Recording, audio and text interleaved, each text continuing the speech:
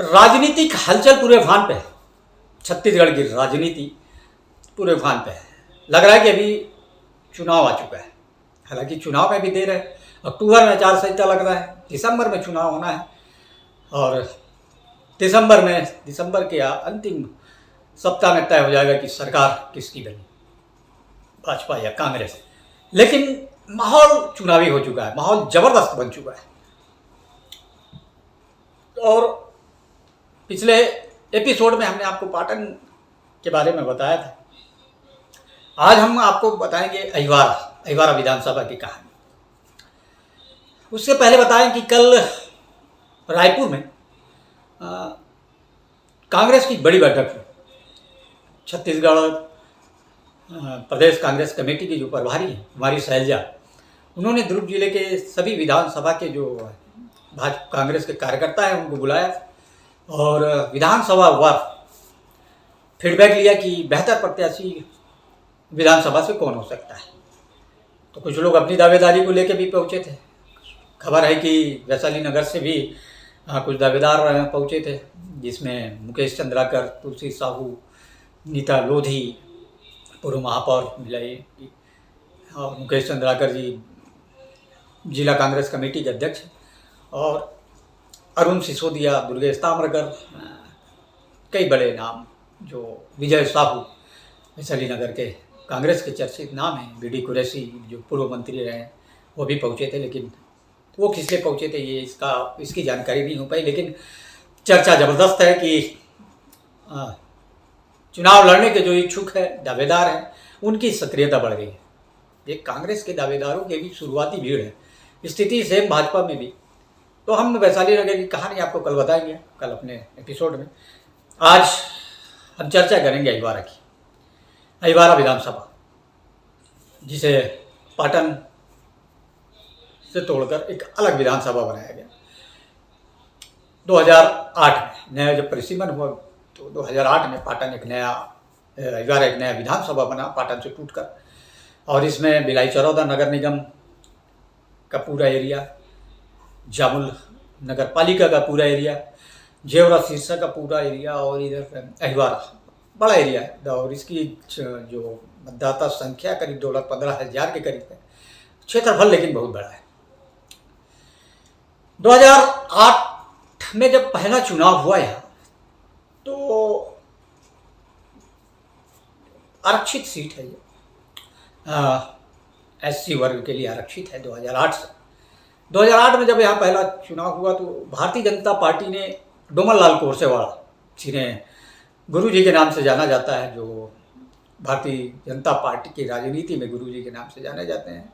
गुरुजी इसलिए कि पहले टीचर रहे, इसलिए उनको गुरुजी कहा जाता था। तो भारतीय जनता पार्टी ने डोमनलाल कोरसेवाड़ा को अपना प्रत्याशी बनाया और कांग्रेस ने उन्हीं महिला को अपना प्रत्याशी बनाया। चूँकि माहौल भाजपा का था और रमन सिंह चाव वाले बाबा के नाम से उनकी तोती भी बोलती थी, तो स्वाभाविक तौर पे पहले जो विधानसभा चुनाव हुआ उसमें भारतीय जनता पार्टी के डोमनलाल कोरसेवाड़ा ने उन्हीं महिलाओं को परास्त किया लंबे वोटों के अंतर से। और उसके बाद फिर दोबारा चुनाव हुआ 2013 में। 2013 में कांग्रेस ने अप्रत्याशित निर्णय लेते हुए भिलाई 3 के अशोक डोंगरे को प्रत्याशी बनाया। वहीं जो भारतीय जनता पार्टी ने डोमनलाल कोरसेवाड़े को ड्रॉप करके जो सावड़ा राम डहरे सेल्स अफसर हुआ करते थे, बाद में वो रिटायर हुए तो राजनीति में आए। सरोज पांडे के खेमे से जुड़े और सरोज पांडे के खेमे में आज तक हैं, समर्थक माने जाते हैं सरोज पांडे के। तो भारतीय जनता पार्टी ने उन्हें प्रत्याशी बनाया और एक बड़ी जीत दर्ज की सावड़ा राम डहरे ने। लहर था उस वक्त, भारतीय जनता पार्टी की लहर थी और रमन सिंह की लहर थी, तो एक बड़े अंतर से तकरीबन जीत दर्ज की। तो दूसरे बार भी भारतीय जनता पार्टी ने इस सीट से अपना जीत दर्ज की। और जब तीसरा चुनाव हुआ 2018 में तो इस बार कांग्रेस ने चौंकाया।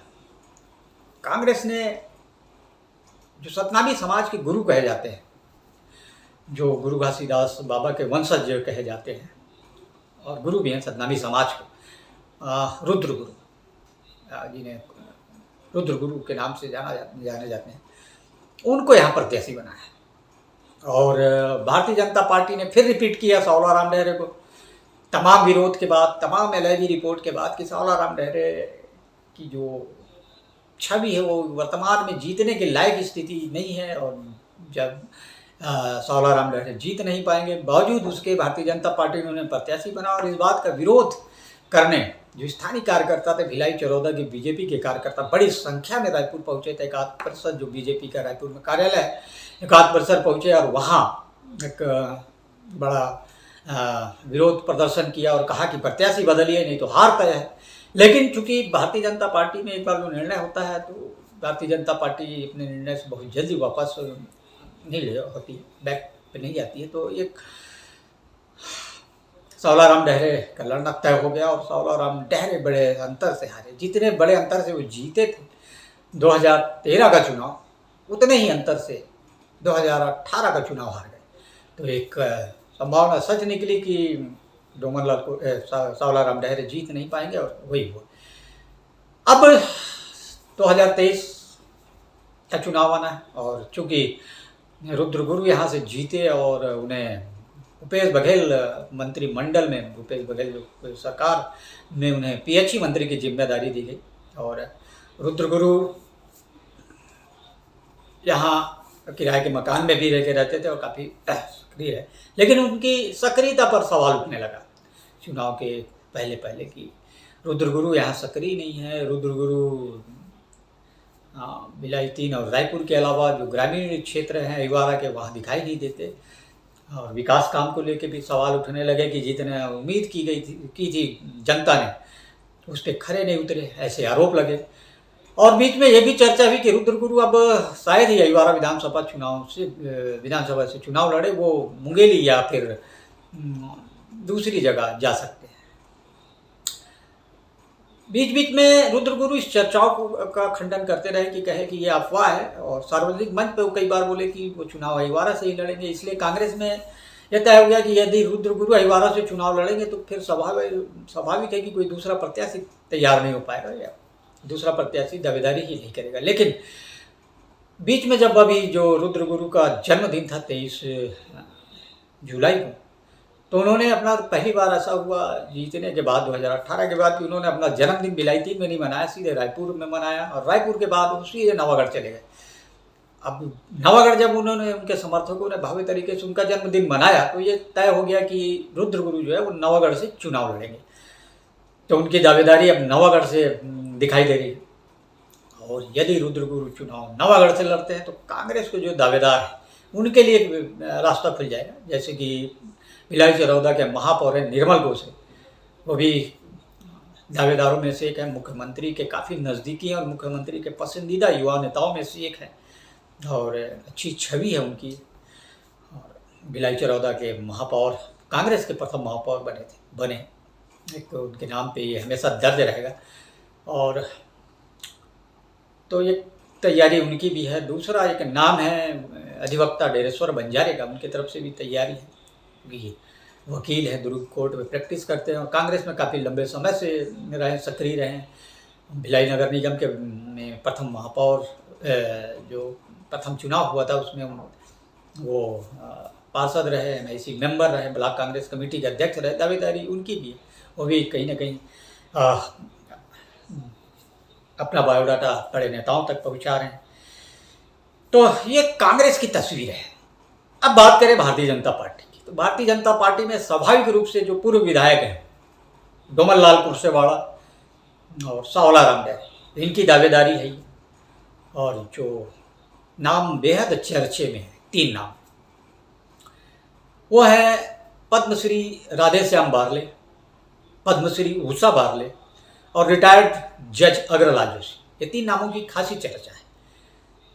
और उषा बारले के नाम की चर्चा अचानक तब शुरू हो गई जब उषा बारले को दिल्ली में पद्मश्री मिला, और उन्होंने जो राष्ट्रपति के सामने छत्तीसगढ़िया संस्कृति की महक पूरी दुनिया में बिखेरी, जो उनका अंदाज, जो उनका परिधान था, उसने काफ़ी प्रभावित किया लोगों को। और उसमें अमित शाह भी एक थे। तो अमित शाह ने दिल्ली में उषा बारले को ये वचन दिया था कि जब भी भिलाई दुर्ग आना हुआ, छत्तीसगढ़ आना हुआ, तो आपके निवास ज़रूर आऊँगा। और उन्होंने अपने ये वादा पूरा किया। और जून में 22 जून को जब वो बीते 22 जून को जब वो दुर्ग के एक कार्यक्रम में हिस्सा लेने आए, राजनीतिक कार्यक्रम में, तो उससे पहले वो उषा बारले के निवास पहुंचे और 5 मिनट तक रहे, उनका हालचाल जाना। और इसके साथ ही एक छत्तीसगढ़ में बड़ी राजनीतिक चर्चा शुरू हो गई, चूँकि दुर्ग जिले में भाजपा की जो बड़ी नेता हैं सरोज पांडे, उनका भी निवास है, जो लोकसभा सदस्य हैं विजय बघेल, उनका भी निवास है, प्रेम प्रकाश पांडे का निवास है, तमाम बड़े नेताओं का दुर्ग जिले में निवास है। लेकिन सिर्फ और सिर्फ उषा बारले के यहाँ अमित शाह का जाना कहीं ना कहीं संदेश दे गया कि कुछ बड़ा घटने वाला है अहिवारा की राजनीति में। और उसके साथ ही एक चर्चा शुरू हो गई कि भारतीय जनता पार्टी जो है, अमित शाह जो इस बार छत्तीसगढ़ में स्वयं चुनाव की पूरी कमान अपने हाथ में रखे हुए और चुनाव पूरा वो स्वयं लड़ रहे हैं, तो जो गुड बुक में है उषा बारले का नाम है और उषा बारले को अहिवारा से प्रत्याशी बनाया जा सकता है। राधेश्याम बारले वो भी एक बड़ा नाम है। और अग्रलाल जोशी जो जज हैं, जज से रिटायर हो चुके हैं और काफ़ी समाज में अच्छी उनकी छवि अच्छी है और संघ विचारधारा से जुड़े हुए हैं, राष्ट्रवादी विचारधारा के व्यक्ति हैं, तो एक उनका भी नाम लिया जा रहा है। तीसरा बड़ा नाम और है जो चंद्रकांता मांडले। चंद्रकांता मांडले भी भिलाई चरौदा नगर निगम की महापौर रही हैं, प्रथम महापौर 2016 से 2021 तक। तो एक वो भी बड़ा नाम, बड़ा चेहरा है भारतीय जनता पार्टी में। गुलशन ढींडे जो काफ़ी समय से संघ से जुड़े हुए हैं, भारतीय जनता पार्टी से जुड़े हुए हैं और काफ़ी समय से वो भी टिकट मांग रहे हैं। तो ये अहिवारा के तमाम नाम हैं, लेकिन कहते हैं कि तय तो अमित शाह को करना है, अमित शाह की टीम को करना है। अमित शाह की टीम जो बीते 2 साल से छत्तीसगढ़ के हर विधानसभा की खाक छान रही है, 2 साल से छत्तीसगढ़ के हर विधानसभा का सर्वे कर रही है, 2 साल से ये पता लगा रही है कि किस विधानसभा में भारतीय जनता पार्टी की क्या स्थिति है और पिछले बार अगर हारे तो क्यों हारे, जीते तो क्यों जीते, अगर इस बार भी क्या जीतने की संभावना बनेगी, कितने सीटों पे जीतेंगे, कितनी सीटों पे हारेंगे, तमाम आकलन कर रहे हैं। प्रत्याशी कौन बढ़िया होगा, तो प्रत्याशी को लेके भी उनका सर्वे चल रहा है। और ये भी तय है कि भारतीय जनता पार्टी इस बार नए नए चेहरे को ही मौका देगी, क्योंकि सरकार बनाना है लक्ष्य में। और कांग्रेस भी यही चाहेगी, वो भी नए चेहरों को मौका देगी। तो फिलहाल बात भारतीय जनता पार्टी की करें तो जो एक नाम और है, पूर्व विधायक है नवीन मार्कंडे, उनका भी नाम प्रमुखता से लिया जा रहा है। और भी स्थानीय नेताओं के नाम हैं जो हम कल आपको अगले एपिसोड में बताएंगे। जो स्थानीय बीजेपी के जो लीडर हैं उनमें किनका नाम है, कौन कौन दावेदार हैं, तो क्या स्थिति बनेगी अहिवारा की, इस पर अगर चर्चा कर ले तो आज की तारीख में अहिवारा में कांग्रेस कहीं ना कहीं कमज़ोर है। लेकिन यदि कांग्रेस ने प्रत्याशी अच्छा दे दिया तो स्थिति पलट भी सकती है। लेकिन बेहतर स्थिति में कांग्रेस नहीं कही जा सकती और बीजेपी के पास अहिवारा को वापस पाने का चांस है। इसलिए चांस है कि कहीं ना कहीं कोई कमजोरी रह गई पिछले बार, जो गांव तक नहीं पहुंच पाए कांग्रेस के लोग, या जो रुद्र गुरु पीएचई मंत्री जो अहिवारा के विधायक वो नहीं पहुंच पाए, तो नाराजगी जनता में है। नाराजगी इसलिए है कि वो गांव तक लोगों के पास नहीं पहुंच पाए, लोग उनके पास नहीं पहुंच पाए, विकास के काम नहीं हो पाए। हालांकि ऐसा आम जनता कहती है, ऐसा आरोप लगते हैं और भारतीय जनता पार्टी तो कई तरह के आरोप लगाते ही है। और शहर में जो हवा है, राष्ट्रवाद की हवा, हिंदुत्व की हवा, जो शहरी बेल्ट है, भिलाई है, चरौदा है, या जामुल है, अहिवारा है, इसका भी प्रभाव कहीं ना कहीं भारतीय जनता पार्टी को इसका लाभ मिलेगा। तो कुल मिलाकर चुनाव दिलचस्प होना है अहिवारा का और प्रत्याशियों पे निर्भर करेगा कि कौन बेहतर प्रत्याशी देता है।